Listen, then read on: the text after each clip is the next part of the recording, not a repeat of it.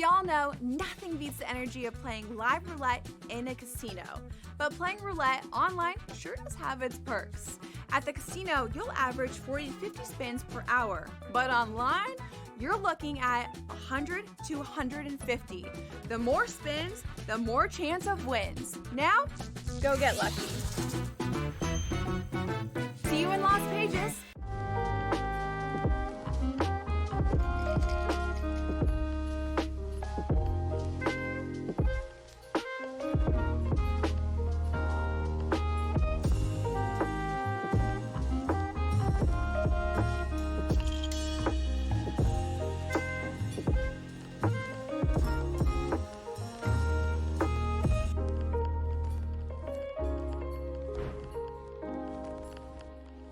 The game is on. The stakes are high. But the action isn't just on the field. He's rearranging that ring. Get it inside! SportsGrid's in-game live. Your ultimate second screen experience. A little flyer, couple of 18.5 point live line. Every prop, every play, every day. Anything can happen. It's complete chaos. It's smarter to be on SportsGrid. There is going to be an energy to game time decisions that you will feel night in and night out. We're going to go through every single thing, and I've got a great team behind me that's going to help me get the job done. I want this to be the place that people come to. We are going to hit every single one of those markets that you need to know about. There is not going to be a better place, I promise you, than Game Time Decisions. We will have everything at our disposal, and we will use that to our advantage. I'm Kevin Walsh. Tune into Game Time Decisions from 6 to 8 p.m. Eastern.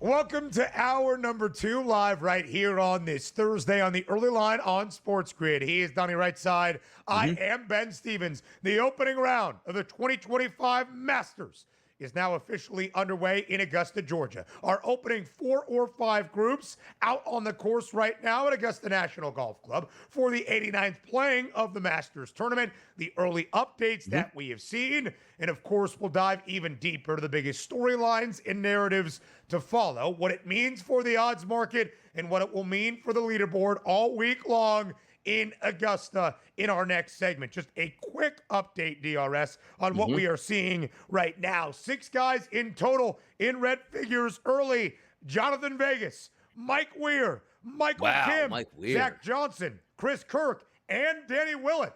1 under par at the moment. 3 of the 6 guys in red figures, DRS, have donned a green jacket before, and Mike Weir, Zach Johnson, and Danny Willett. Yeah.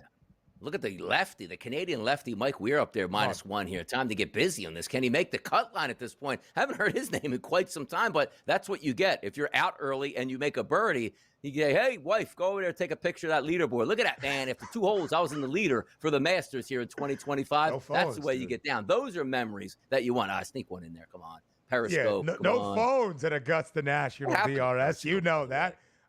What? What happened to Periscope, by the way? That app was like going to take over the world. Great question.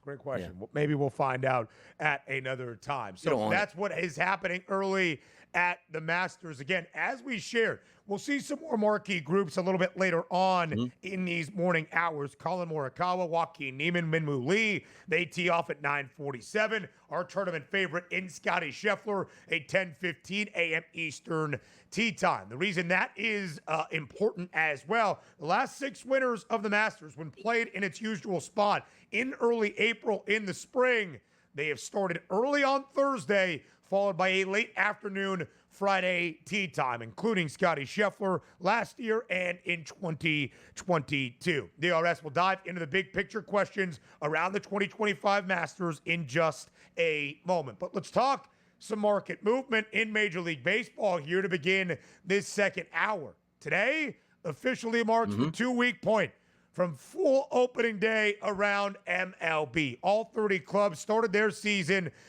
or 28 of the 30, but all 30 were in action exactly 2 weeks ago. So DRS, where has the market moved from the very start of the year to where we are 2 weeks on? Again, a long 162 in Major League Baseball. Have we seen some tremendous movement? Actually, yeah, we have. Yeah. The Dodgers, a very short price at plus 240, off to a historic start at 8-0. They've cooled off a little bit here. They've dropped 4 of their last 6, but still a plus 240 favorite. Notice that price on Atlanta. We'll get back to the Braves in just a moment. The Yanks shorter by about $1.50, 9-1 plus 750. The Astros sub 500 at the moment, a $4 longer price. The Cubbies playing good baseball atop the NL Central. The Padres atop the National League West in front of not just the Dodgers, but the San Francisco Giants as well. But Donnie, I think the most movement that we have seen in a negative fashion, that's on the Atlanta Braves, who were beat last night at home by your Phils, a Trey Turner homer in the 9th inning, propelling Philadelphia to a victory to even up this set against their divisional foes. The Atlanta Braves now off to a 2-9 start this season. Yeah, Schwellenbach will be on the mound today to go up against Luzardo, which might have an under played out. But the first 2 games of the series were back and forth. Phillies take the lead, Braves take the lead, and vice versa. And a big 9th inning home run, as you stated yesterday, for Trey Turner's first of the year, lifted them to a victory. We always like to say, you can't win the championship basically in the first months of the season, but you can lose it at that point. Understand this. Baseball is a long season, 162 games where you're just looking to get into the playoffs and be hot at the right time. And sometimes that's better than just having a good regular season and making it to the playoffs. Right place, right time, right team that you're playing against at this point. But the Atlanta Braves, there's a lot in that. Like, you look at some of those, Ozuna, power, where is it at being right now? Austin Riley did hit a big home run last night, but coming into that at bat, I think it was like 150 or 160 on the season. Yeah. You take a look at Olsen in the middle of that lineup. He's really been struggling as well. Again, Acuna's coming back. And then, again, Schwellenbach's been good here. You're waiting for Strider to return. So there are pieces to the puzzle that will help them, but they look like a shell of the team that we've seen over the past 4 to 5 years with the Atlanta Braves right now. It's just bad baseball. And that compounds now. Like, if the Phillies go in and win that game again and take another series, it's like, boy, oh boy, man, we are really digging ourselves a deep spot here in April just to get out of it and try to be competitive. Yeah, and Donnie, it is a really interesting thing as well, because right now, 3 teams around MLB out of our 30 clubs have just 2 wins. The White Sox and the Rockies, that was expected. The Atlanta Braves are the other, and only 34 runs scored by the Braves so far this year. Ronald Acuna Jr., 1 step closer to his return from the torn ACL injury he suffered a year ago as the reigning NL MVP. But they need him desperately at this point. And Donnie, you mentioned it. Can you win a World Series in the opening 2 weeks of a long 162-game regular season? Probably not. Can you lose it? Sure. And Atlanta dropped their first 7 games starting 0-7. No team ever in the history of MLB has started winless 0-7 and reached the postseason. There are the expanded playoffs now around Major League Baseball, but still a very steep hill to climb. Plus 850 for Atlanta, only backed by $4.50 at 13-1. I don't think that's providing you some value to jump back in on the Braves at this moment. No, it doesn't, because you just need them to see them play better. Like, oh, now's the time at 13-1. It might be a good price by the end of the summer where they're dropping and playing great baseball. But when you start the season with this much turmoil, understand this. Injuries are still going to happen. We're expecting Acuna to come back. Is it going to be the old Ronald Acuna we expected here? Or how about Strider returning back from that long layoff? Is he going to be the Spencer Strider that we always know he could be how dominant and maybe a Cy Young candidate? If they are, that's going to help. And it's always buoyed by one of the best front office, if not the best front offices in baseball, which I truly believe that the Braves have. Nobody's giving up on the Braves, but it's not inspiring a lot of thought to say, boy, I like the way they're playing, or they can really bounce back. Everybody in that lineup's got to step up. And also started with Profar coming over. What a great signing here. That guy's suspended for 80 games, 60 games, and he can't even play in the postseason if they make it here. So a tough start to the Atlanta Braves season all the way around. And DRS, take a look at the World Series odds and where they stand right now. Atlanta was the other team in the National League in front of the other contenders, in front of the Mets, in front of the Phillies as well. Of course, the Dodgers, the short favorite. You see the top 5 on the left side of your screen, still 4 of the 5 best numbers hailing from the NL. The second best number out of the American League, That's the Baltimore Orioles DRS, but the O's at this moment, worst record in the American League East, a 5-8 start. Disappointing there. They have dropped 7 of their last 10 games. Yeah, what a pathetic performance yesterday, too. It was all Arizona Diamondbacks yesterday. That's a talented roster up and down. The expectations for me for a good season for the Orioles, yes. But I did have the Yankees and the Red Sox over them in that division. We'll see how it plays out. Not a great start. Things can change. The weather's going to improve. A lot of these teams playing in cold weather conditions, and that's the way it's going to open up. So we'll see once everything settles in. But a tough start for some of those ball clubs we really thought would compete come October. Is it time to get the fork out for Houston? Probably not. They're 6-7 right now, but $4 of market movement against the Astros price to win a World Series. Most positive movement we have seen on those Padres, 33-1, now 22-1. San Diego, best record in the National League at 10-3 right now, a half game in front of the Giants at a 9-3 mark for San Francisco. Those are the World Series odds. 2 weeks into this Major League Baseball season in 2025. Now we head to Augusta National. The 89th playing of the Masters officially underway. Next.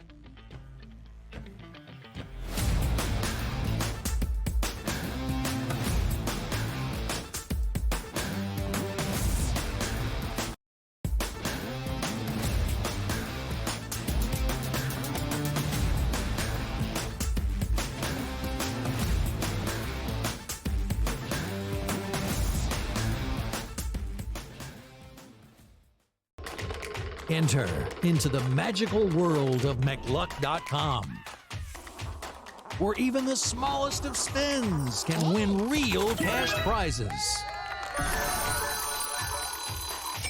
Adventure into over 1,000 of the best Vegas-style slot games. So what are you waiting for? Unlock your free welcome offer today. Join the fun where winners play and players win.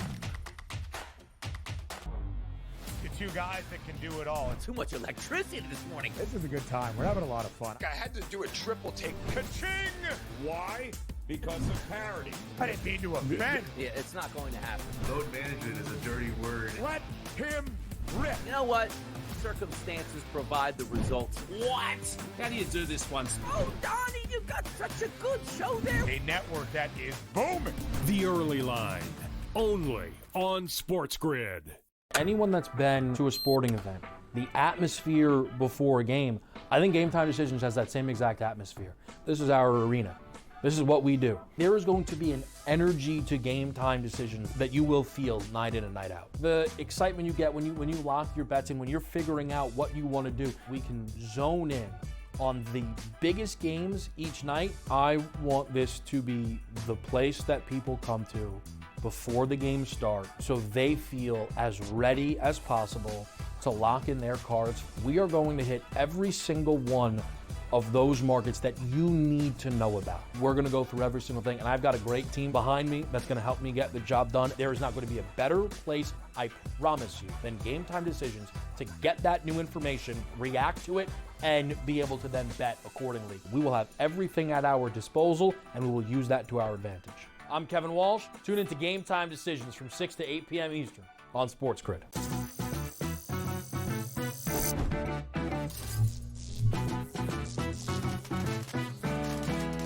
Did you know sportsbooks tend to draw up tighter bet lines for events that get even more bettors, like championship games or major matchups? My tip? Try betting on less popular sports. You might have a better shot at beating those odds. Now, go get lucky. See you in Las Vegas. Let's get lucky.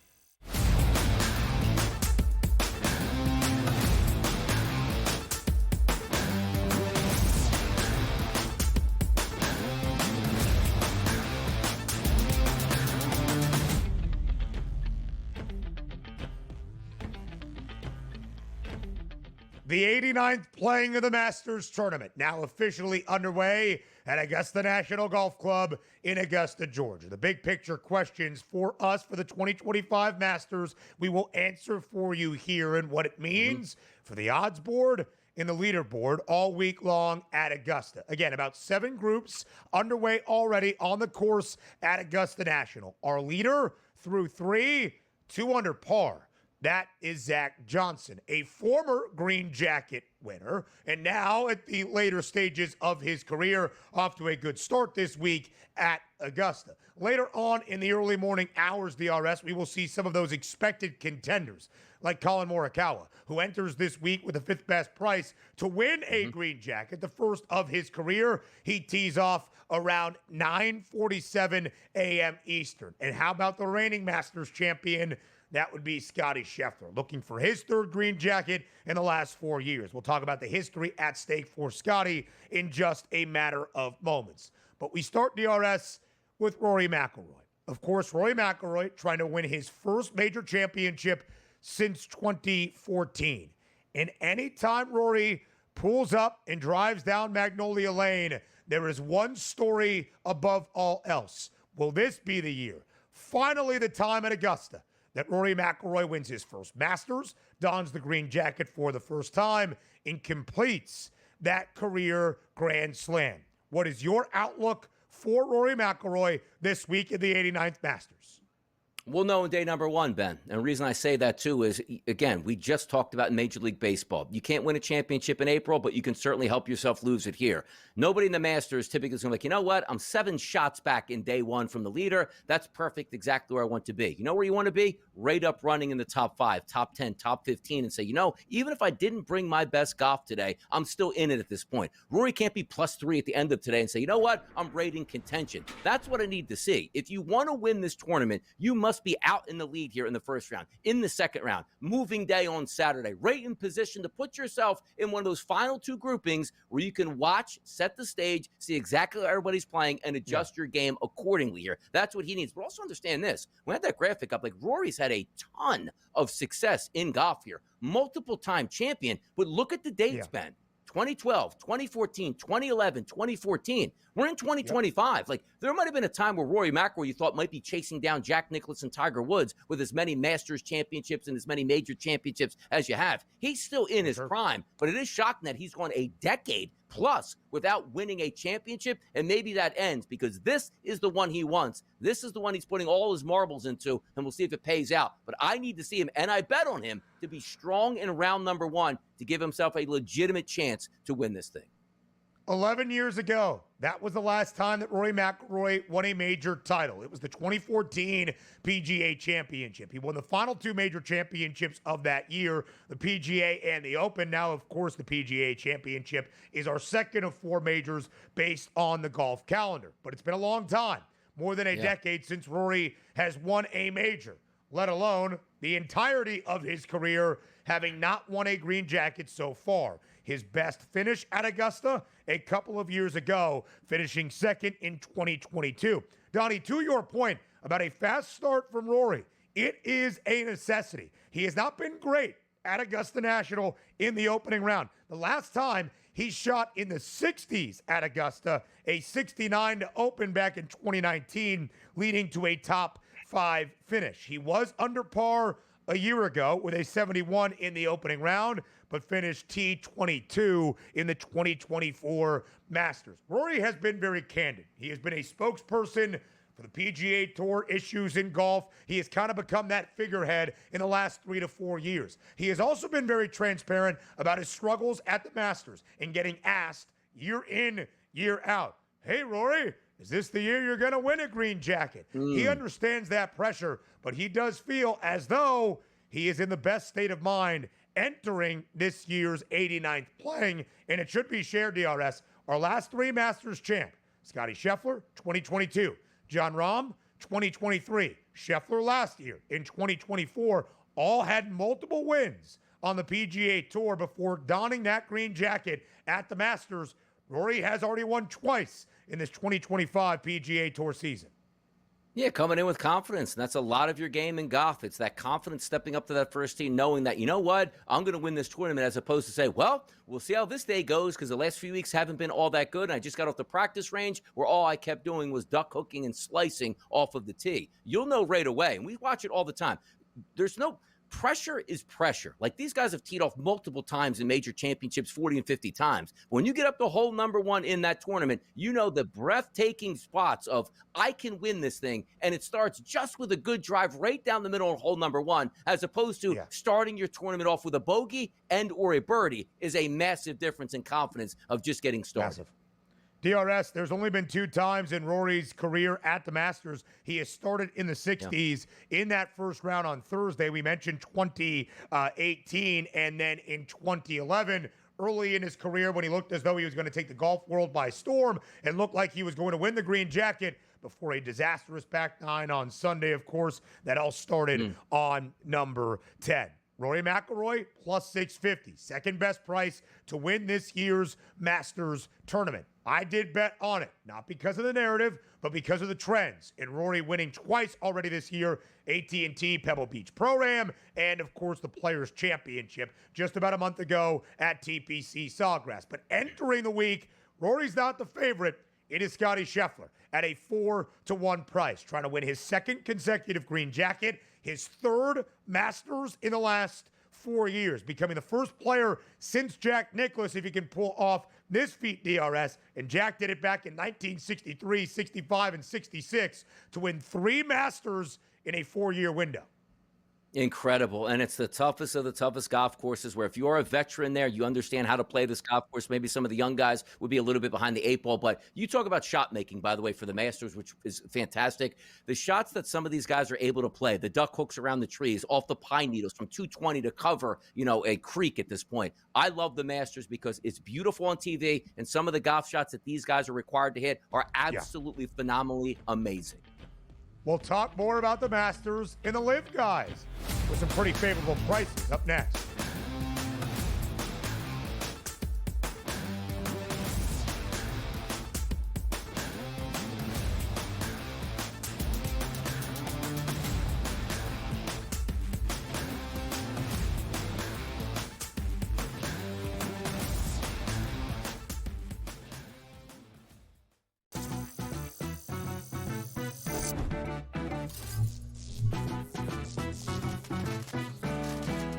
Did you know sportsbooks tend to draw up tighter bet lines for events that get even more bettors, like championship games or major matchups? My tip, try betting on less popular sports. You might have a better shot at beating those odds. Now, go get lucky. See you in Las Vegas. Let's get lucky. The 2 guys that can do it all. Too much electricity this morning. This is a good time. We're having a lot of fun. I had to do a triple take. Ka-ching! Why? Because of parity. I didn't mean to offend. Yeah, it's not going to happen. Load management is a dirty word. Let him rip. You know what? Circumstances provide the results. What? How do you do this one? Oh, Donnie, you got such a good show there. A network that is booming. The Early Line, only on SportsGrid. They won the game, and a lot of people, I think, are, prematurely writing them off. Like, I heard a lot of people say they're not even making the playoffs this year. What I give them credit for right now, Scott, I'm not going to pencil them to win the division yet. Let's see how they do. What I give the Red Sox credit for, and this sounds like silly, I give them credit for actually trying this year. Pharrell Coast to Coast, only on SportsGrid. Okay, what tools can you use to measure those things a bit?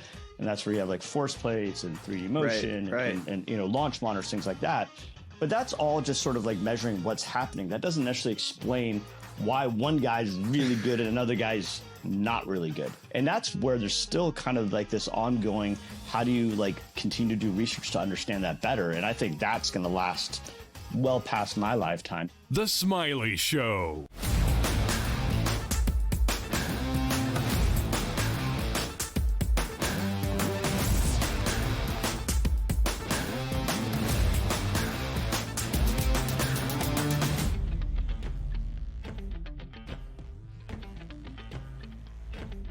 The last few years in golf, with the tumult in this game between two sides, the PGA Tour, the LIV Golf Series, we thought they were coming together. They still seem worlds apart. Each and every time we head to Augusta National in early April, DRS, it is the first time that the best players in the world on either side all come together for the first time in a golf season. So each and every time we head to the Masters, there are those conversations about the LIV guys back with the PGA Tour players.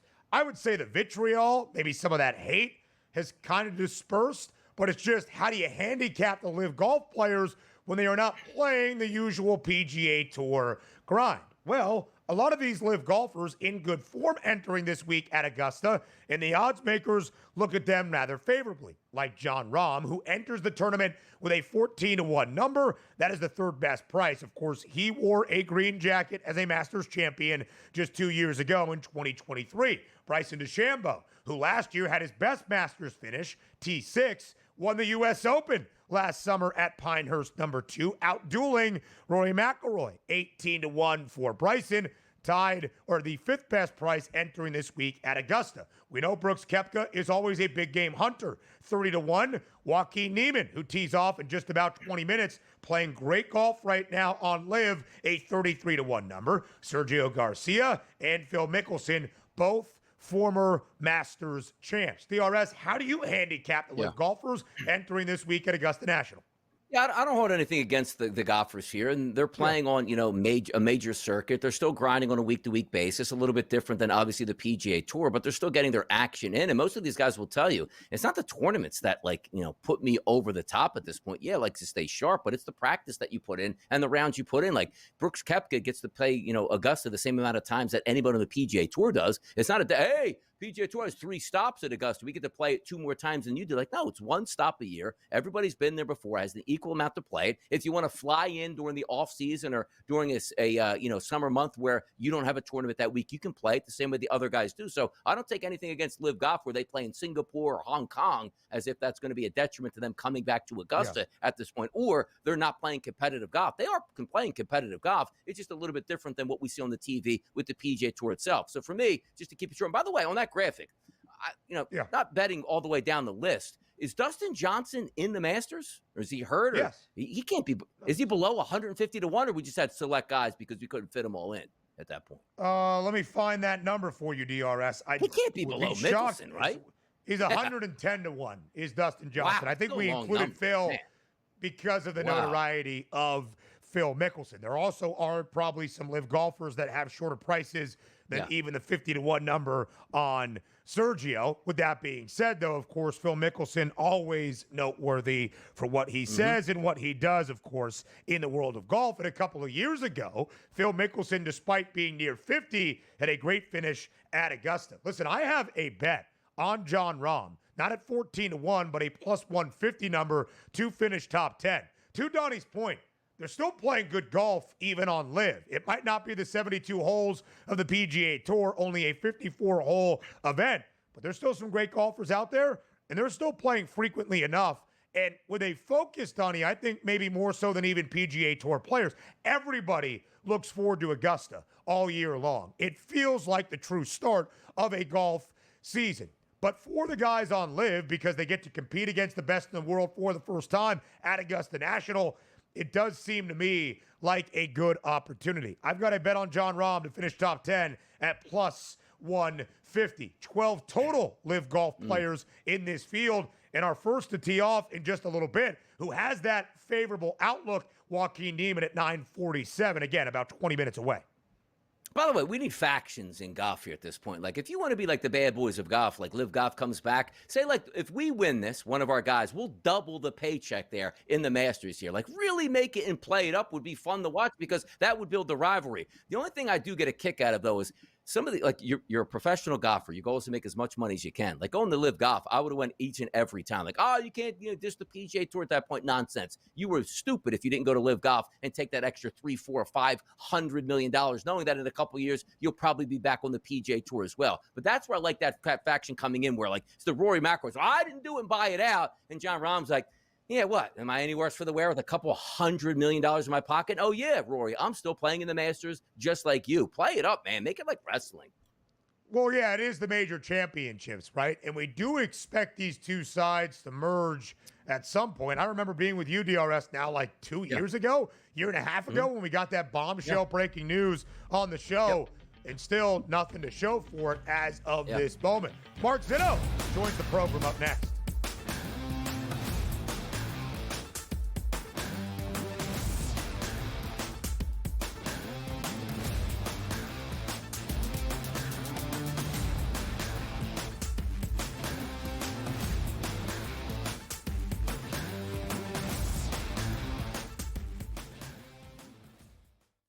The game is on. The stakes are high. But the action isn't just on the field. He's rearranging that roof. Get it inside! SportsGrid's in-game live. Your ultimate second screen experience. Just a little flyer, couple of thoughts. 18.5 point live line. Every prop, every play, every day. Anything can happen. It's complete chaos. It's smarter to be on SportsGrid. We know what Chris Sale can bring. I was personally high on Schwallenbach. Smith Shawver, their other starter, looks okay to kind of bad. They need to I don't want to say tread water, so I think that puts into a bad light, but that's what they ultimately need to do. They need to tread water until Strider gets back, until Acuna gets back, and maybe it's just part of the team morale mentality that we're not at full strength, need to kick things into gear once those guys get here. Pro baseball today, only on SportsGrid. I'm still optimistic eventually this will happen and they'll get it together. I mean, if Florida can get their act together, Sam, with the tribes, I believe that California can too. Would bring a lot of money to the tribe, which is also something they really care about. It's an $8 billion market. Conservatively, it could be even more when it legalizes. The sports books would be sharing revenue with the tribes, essentially doing all their operations and forking over a percentage directly to the tribes. Newswire, only on SportsGrid. After every round, you guys were still up in each other's face, mouthing off before you went back to your corners, trying to get not just the last punch, but the last word. What was the mood between you guys? Obviously, you're in there for your fight. It didn't cut him. It didn't stunt him. A point wasn't taken away. There's no reason to even mention something like that. You're in a brawl. Things are happening. Accidents happen. Only on SportsGrid.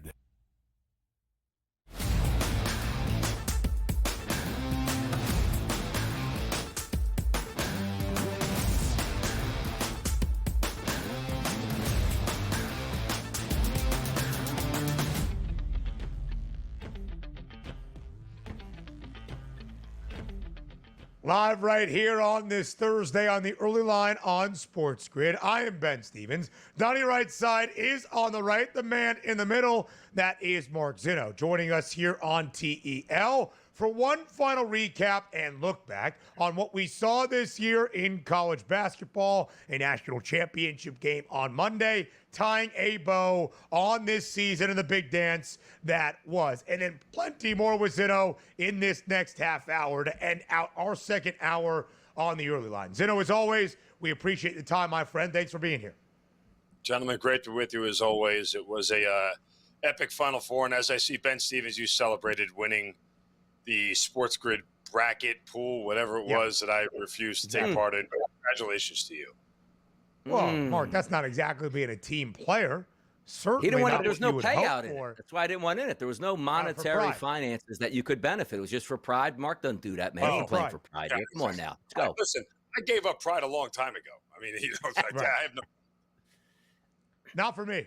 I still had a lot of pride in the Florida Gators and won my other bracket pool I was a part of with 50 plus of my college friends, not all college friends, some significant others, friends of friends, all that stuff. That one, not just for pride. So a big payout for me on Monday evening. Mark Zinno, what did you make of the national championship game as Florida wins 65-63 over Houston with a chaotic final 20 seconds and yet another comeback out of the Gators, down by as many as 12 in that second half? What was your final takeaway from that national championship game on Monday?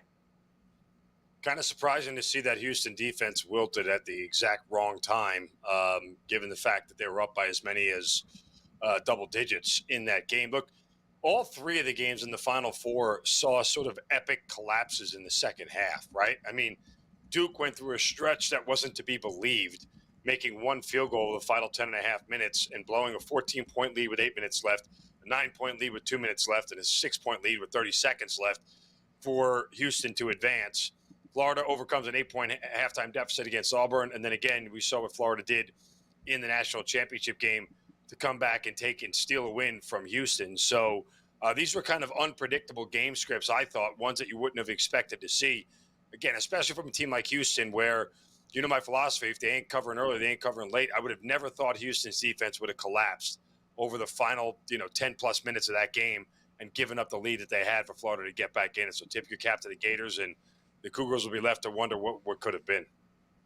Yeah, it was pretty tremendous the way, all 4 number ones get to the Final Four, close games all the way through in the Final Four, close game in the final. But sometimes you take a look and say, boy, man, I can't believe Houston actually got through Duke at that point. They stole the game late, and then to have that almost like favor return by the Florida Gators. But Mark, if we talk about the Florida Gators, it wasn't as if like maybe early in the season when you take a look at their preseason title odds at 60-1, where people are like, okay, maybe that can have a good basketball team. By the end of the SEC regular season, we were looking at Florida as one of those preemptive teams that could cut down the nets. And then you saw how good they were in the conference tournament, then into the tournament itself. But I find you with me, like, you look at the way that game played out in the championship game, and even if you're watching in the first half where it was back and forth, to me, it was clear. Houston was the better team. That defense was going to really have issues here with Florida's offense, which allowing them to actually operate. The crowd got into it, obviously. It looked like Houston was going to run away, but the refs sort of evened it out a bit and said, okay, Houston, you are playing physical. We're going to call a lot of fouls. But talk to me about about Florida all the way through, where best team in the SEC, best conference in basketball, and they cut down the nets. The funny thing is, I said on a couple of other shows and a couple of the networks that I did kind of as early as, mid-February that, like, Florida Gators are the best team in the country. I think they're winning the national title.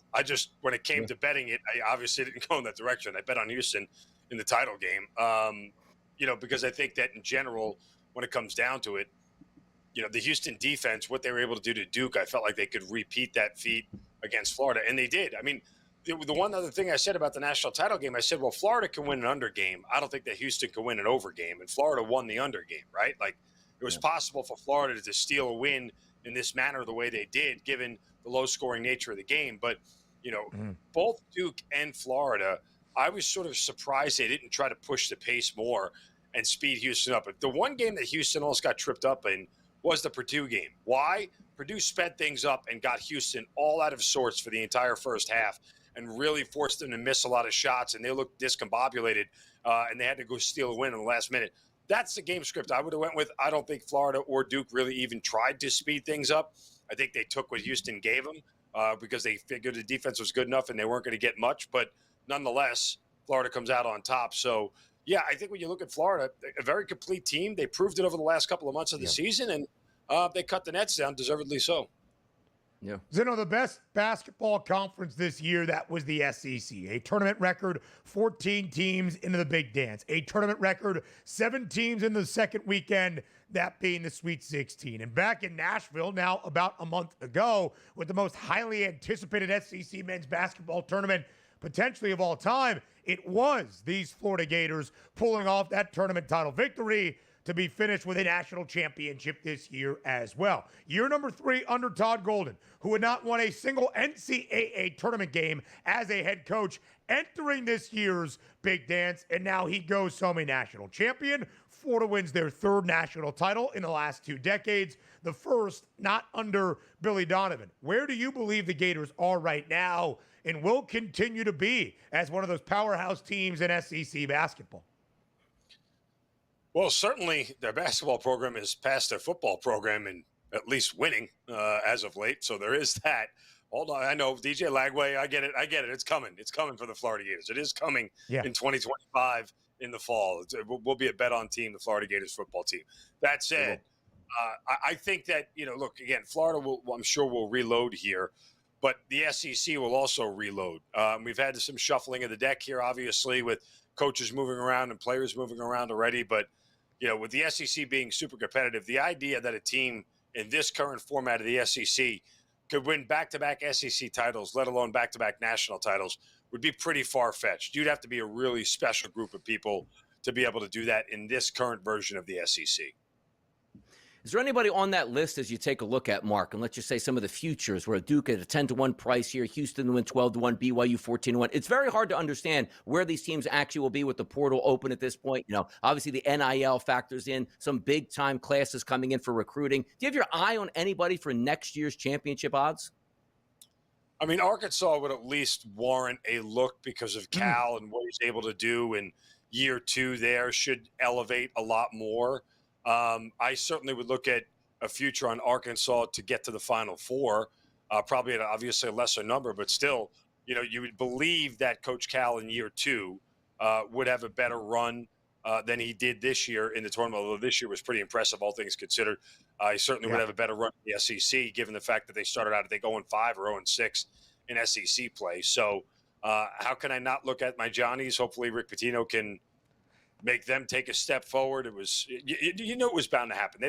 They've got to improve some things, St. John's, but if they can do it, certainly they could be the kings of the Big East once again. So those are the teams that I would look at. And yeah, maybe again, Kentucky, do they take another step forward? Can Mark Pope and company figure it out? Zuby Ejiofor back for the Red Storm. Bryce Hopkins, the Providence transfer, joining him in the front court. There should be some love for Rick Pitino and the Johnnies in the Big East into 2025-26. Final question for you, Zinno, about these national championship odds, because there is so much to be determined by the time we get to early November. A lot of that going to happen in the next few weeks, rounding out the transfer portal and the circus that we have seen in college hoops. Are any of the numbers, even the teams that you highlighted as maybe bet on teams for next year, are any of these prices worth a wager right now? I mean, UConn would be. I think, again, they would lock and load. I have to wonder, what the hell is BYU doing up there? Do we really believe BYU is a national title contender? I mean, that's the team on that list that makes me go, is that a typo? Is that a mistake? You sure don't have is that supposed to be another team in there? Feels like it's a typo. AJ DeBansa, one of the great recruits that we Saturday have Saints. seen with a lot of notoriety around it. And let me tell you, the guys out in Utah, they've got some change to spend. More on the early line up next.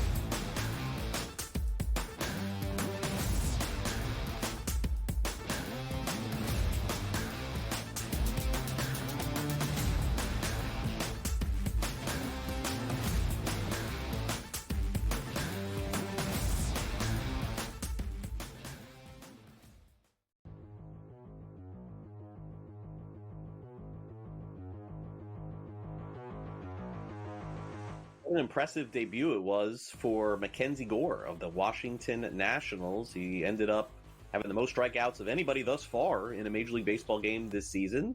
Buy or sell, George? Mackenzie Gore will be a top 15 fantasy baseball pitcher this season. Top 15.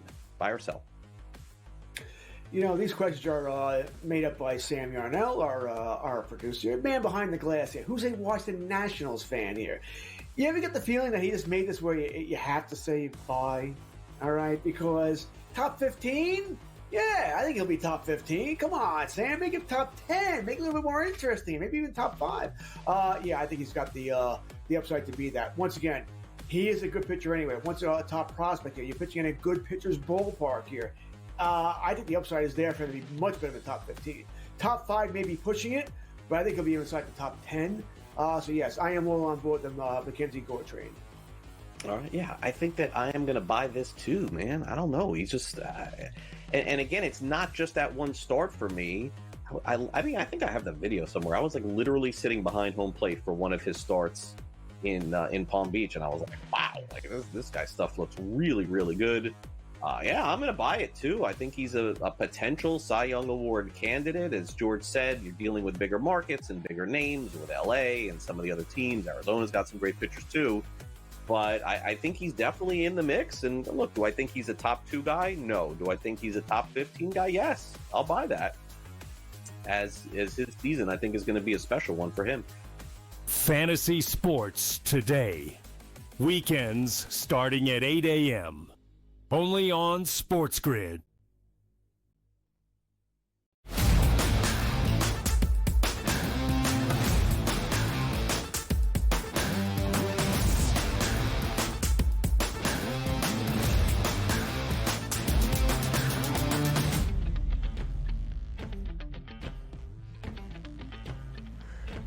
Exactly 2 weeks away from the opening round of the 2025 NFL Draft in Green Bay, Wisconsin. Mark Zinno doing a little bit of everything here on his half an hour on the early line. A national championship game rematch in college hoops. Now we look at those college football stars of yesterday, looking to take that leap to the next level in the NFL. Of course, Zinno knows that better than most with his college football acumen, now paying it forward to the NFL Draft. 2 weeks away, Mark Zinno, in Green Bay. How excited are you? I'm nauseous as a Giants fan. I just can't wait to watch them screw this up again. I mean, they're an unserious franchise. They're a joke right now, and I have no idea what they're going to do, whether they would take a third quarterback because, one of the two quarterbacks that they signed already is concerned with giggles. He's here for giggles. He actually said that out loud in a press conference. Yeah, Jameis Winston said that. I'm here for giggles. Okay? Yeah, well, yeah, it's Jameis in the backup. You have the lowest winning percentage of any team in the NFL in the last 10 years, and you signed a quarterback who's here for giggles. I'm here for wins, not giggles, okay? So that's where the Giants are at this point in time. It's going to be an abject disaster, and I'm here for it all. DRS, you want me to go or you want to take the first question? Yeah, it's pretty good. Yeah, we need a lead up after that, Ben. Go ahead. Lead right into it.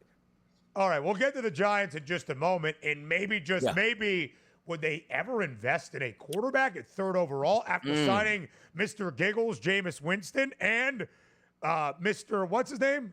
What do they call him? Mr. Unlimited. Dangerous. Russell Wilson. All right, but we start at number 1 overall, the pick the Tennessee Titans hold at this moment. And Zinno, it has become rather clear Cam Ward is going first overall in 2 weeks. Minus 20,000 to be the number 1 overall pick in the 2025 NFL Draft. Are you comfortable with that strong of a number on Cam Ward to be one of one? Seems like that's what the Titans want to do at this point in time. Again, I think there are a lot of holes on that roster, but obviously they believe that Cam Ward is going to be a franchise quarterback for years to come. Look, when you have the number 1 overall pick, you have to swing big. That's kind of what the whole thing is about for the most part. And the Titans, I think, next year will win 4 or 5 games, regardless whether they have Cam Ward or not. So I think there's a lot of holes in that roster. I think there's an argument for them to take Abdul Carter, who may be the best player in this draft, and go get a quarterback later on down the road. But, again, you can't pass up the opportunity to take the prohibitive best quarterback in the draft. Even if it's not a great quarterback class, you don't pass up the opportunity to take the best quarterback available at number 1 overall when you have the pick. And it looks like Cam is going to be that number 1 overall pick, but then what most people think will be the second quarterback taken, just where he's going to be taken, would be Shedeur Sanders. If we look at the FanDuel Sportsbook, the teams, Mark, to draft Shedeur Sanders: the Saints, the Giants, the Steelers, the Jets, and the Browns in that order. I'm not going to ask you where he's supposed to go or who's going to draft him. Where do you want him to go where you think he could possibly have the most success? Well, again, if the Giants weren't a joke of a franchise and signed 2 really bad back quarterbacks, I would have loved to have seen him in New York. I think Sanders' ceiling is high. I think his floor may be low, but I think his ceiling is high. And that's really what you're drafting when you're taking Shedeur Sanders. You're drafting his ceiling that could be something that could elevate your franchise. I mean, that's, if the apple doesn't fall far and the pedigree is what we think it is, then he could be a game-changing type player for an organization. Could he be a complete bust? Possibly. But I just think his ceiling is really high, and it's too much to pass up at this point in time. I find it hard to believe he would fall all the way to 9 to the New Orleans Saints. I mean, I don't know where all these rumors are coming from. And we see this every year in the draft, the white noise that starts to come out and, all the background noise that you hear about guys rising and falling and where things are going to go. We know quarterbacks are always overdrafted. Could it be one of those things where New Orleans trades up or a team trades up to go get him? But the idea that he makes it past 5, I mean, even if we're a team like New Orleans or somebody like, the Jets or whatever really wanted him, once he starts falling past the Giants, if the Giants don't take him, how much longer are you willing to wait and risk to see that somebody else won't trade up and get him, that you have to trade up and get him? Like, that's what it boils down to. So, I think if he gets past the Giants at 3, we will see somebody trade up to go get him immediately. The number around Shedeur Sanders to be a top 5 pick when this market opened was plus 145. It is now plus 200, giving credence to the idea that maybe he could fall all the way to the Saints at that 9th overall pick, because really after the top 2 picks with the Giants investing in Russell Wilson and Jameis Winston this offseason, nobody really needs a quarterback, and it doesn't really seem as though the Browns are all that interested in using that second overall pick in a QB. We'll talk more QBs in just a moment, but Mark Zinno, as a New York Giants fan, I do want to get your thoughts on what you hope the Giants do at third overall. Abdul Carter, the edge rusher, game wrecker out of Penn State, now a hefty odds-on favorite at -170 to be that third overall pick. Are you okay if that's the decision that the G-men make with that third overall selection? Yes, I'd be very happy. The Giants haven't drafted a legitimate defensive player in a long time. And for an organization that, again, has lost its way, you got to go back the better part of 13 years now to prove how they lost their way. I think more like 11. But and I say all that to say that, when the Giants' fortunes changed as an organization the minute they drafted Odell Beckham Jr. over Aaron Donald. It was the worst mistake that organization made.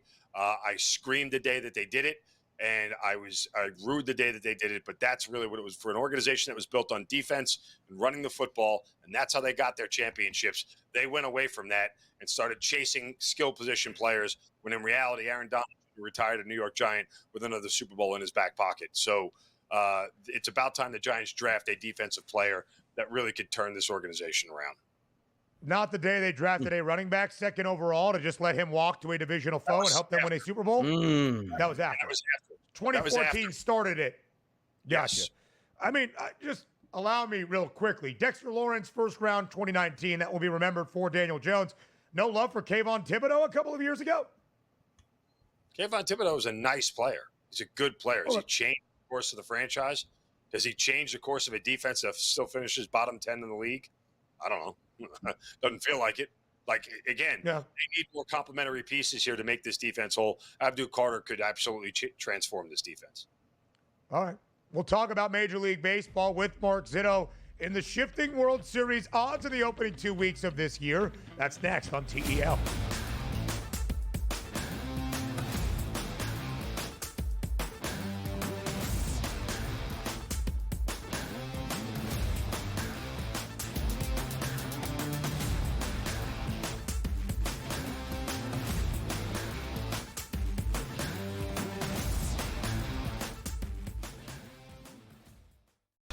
Okay, what tools can you use to measure those things a bit? And that's where you have like force plates and 3D motion and launch monitors, things like that.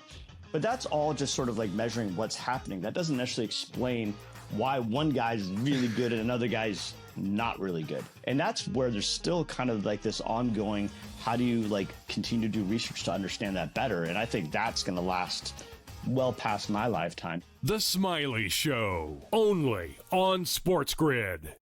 We know what Chris Sale can bring. I was personally high on Schwallenbach. Smith Shawver, their other starter, looks okay to kind of bad. They need to I don't want to say tread waters. I think that puts it in a bad light, but that's what they ultimately need to do. They need to tread water until Strider gets back, until Acuna gets back, and maybe it's just part of the team morale mentality that we're not at full strength. We need to kick things into gear once those guys get here. Pro Baseball Today, only on SportsGrid. These guys are barreling everything right now that are hitting well. Pitching is usually ahead of hitting this time of year, but torpedo bats is what we're reading about, Tom, and I think it's hilarious. Will the pitching be out in front, or are the bats actually this strong? So it's going to develop over the course of weeks. And again, if all teams have the ability to do so, be creative with it and get out there and use it. Game time decisions, only on SportsGrid.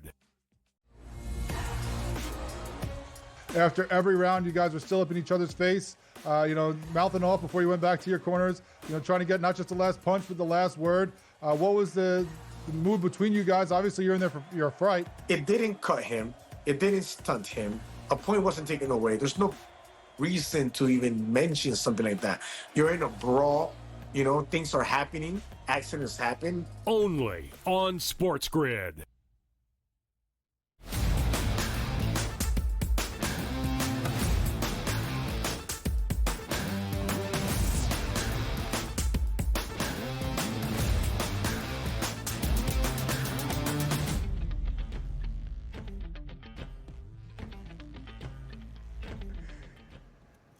Exactly 2 weeks ago, the full opening day of 2025 in Major League Baseball. So, in the opening 2 weeks of this 2025 campaign, what has Mark Zinno seen? Well, let's go full big picture and look at those World Series odds. The Dodgers still remain a drastically short favorite at a plus 240 price. The New York Yankees have seen their price get a little bit better by about $1.50 at plus 750. Philadelphia 11-1. The New York Mets 11-1, as we might expect.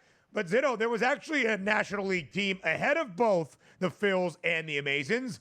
That would be the team where you reside in Atlanta.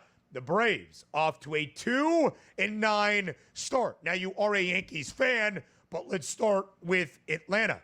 What is the issue for the Braves on this 2-9 beginning to 2025, and how quickly can they turn things around? They didn't hit the first week of the season and went to 0-7. Oh, by the way, no team that has ever started 0-7 has made the playoffs, and only 2 teams that started 0-7 finished above 500. So it'll be a historic climb for the Braves to get back in this thing. After giving away a week of the season to the Dodgers and the Padres. And some people will sit there and say, oh, you played 2 of the best teams in the NL West. Yeah, you did. You're just not supposed to go 0-7 against anybody in Major League Baseball. The sport of baseball doesn't really allow for that, period, when you talk about the way the game unfolds night in and night out. So, yeah, were they a little unlucky? Sure, but this is a Braves team that has some holes. You know, they came into this year, guys, with a ton of what-ifs. What if Ronald Acuna gets back to 40-40? What if Spencer Strider is healthy? What if Sean Murphy can give you an 800 OPS as a catcher again? What if Matt Olson returns to the 50 home run form? What if this? There's a lot of what ifs, and it's really hard to make all those what ifs go to the yes side as opposed to the no side, and that's what the Braves are dealing with right now. And they've got a long way to go to get out of this thing, but this is a team right now that no one's really pushing the panic button per se because it's a long season, but you have to acknowledge it's a big hole to get out of. I say it all the time. You can't win the pennant in April, but you can certainly lose it. Yeah, we've been certainly using that same terminology as well, because you look at the Braves, they are talented here, but just the big guys aren't hitting. The middle of that lineup, Austin Riley, we pointed out, big home run last night, but the guys hit like 160, 170. Same thing with Olson. Once the weather gets a little bit warmer down there, that launch pad begins. Acuna's back in your lineup, and we'll see how that team can certainly progress. But if we do focus on the top of the odds leaderboard per se, the Dodgers at a plus 240 price, like they're mortal as well. Start of the season, will they ever lose a game? Drop the series to Philadelphia, drop the series to the lowly Washington Nationals, but that price point doesn't seem to move. When you're looking at the Dodgers itself, like the Braves started out bad. Their line is dropping back. Now, granted, bad for the Dodgers and what their record is completely different than the Braves, but nobody's panicking about the Dodgers because we think they'll be there. Same thing with the Braves at 13-1. At the end of the season, they just have to make the playoffs, and they're playing good baseball. They will be a formidable opponent. But the focus on the Dodgers, Mark, plus 240. Any value in that plus 240 as you sit that ticket now? I think you still got to wait it out. I mean, if for whatever reason they hit another losing streak and, you know, somehow San Diego finishes the first month of the season in first place and you can get something closer to 3-1 than where you are right now, then you fire. Because to your point, yes, the Dodgers just have to get there, and they should have a better roster than everybody else that's there, regardless whether that's division or the wild card, even though the path may be a little bit more difficult. I don't know if that's the case for the Braves or other teams, but for the Dodgers, yeah, as long as they get there, they should be fine. Again, I'm still with the Mets, you know, as far as my value where they are. Give me Juan Soto in the postseason. I think they're good enough. Their pitching needs to get a little bit better. The Mets need to come around, but for the most part, you know, this is a team right now that will lay low for the first month or two, and then I think you'll see the Mets as the summer gets here start to look very much like a World Series contender. And the Dodgers' price has gotten shorter since the start of their season after they swept the Cubs in that 2-game Tokyo set around a plus 280, plus 290 price earlier in the offseason. Ridiculously short then, even shorter now. All right, Zinno, final minute on your New York Yankees, snapping a 3-game slide and avoiding a sweep yesterday in the Motor City against Jack Flaherty and the Detroit Tigers. Max Fried in pinstripes has looked really, really good so far this year. What is your assessment in the opening 2 weeks on the Yanks? I mean, look, right now it's something that you can look at and go, if Aaron Judge keeps hitting home runs and Max Fried is pitching the way they are, they should have enough to be near the top of the division. I mean, it's good to see Paul Goldschmidt batting a lofty 383 and you know, as an OPS around 940. Like, that is what is important. If they get complimentary additions from Goldschmidt, Bellinger, when he's not puking up chicken wings, and whoever else they can get, Clark's rotation, then they should be good as far as it is. But it's about depth. After Judge and Max Fried, it's question marks. Best chicken wings in Atlanta, where? Bellinger. Oh, Magic City. Magic City. Yeah. Yeah. Just for the wings. Howard's free next.